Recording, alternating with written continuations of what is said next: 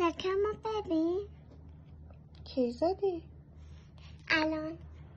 من چرا ندیدم؟ خود یواشکی زدم.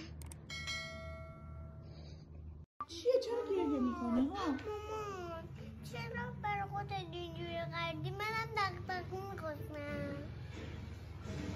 تو هم دغدغه میخواستی؟ من مامانتم. کفش به پاشنه دار میپوشم، تو هم هرچی من میپوشم باید بپوشی؟ ها؟ آره. منم باید برم تمرین والیبال.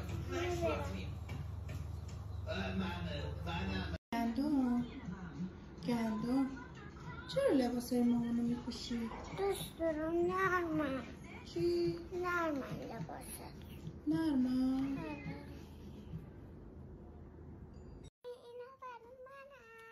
به نظرت اون کفش الان سایز توئه که برای تو باشه؟ نه این برای منم اینا. چطور فکر میکنی اون الان هم سایز توئه ماما؟ آره ماما. برای منه دخترم. میپوشمشون. مال منه گندم. مال منه.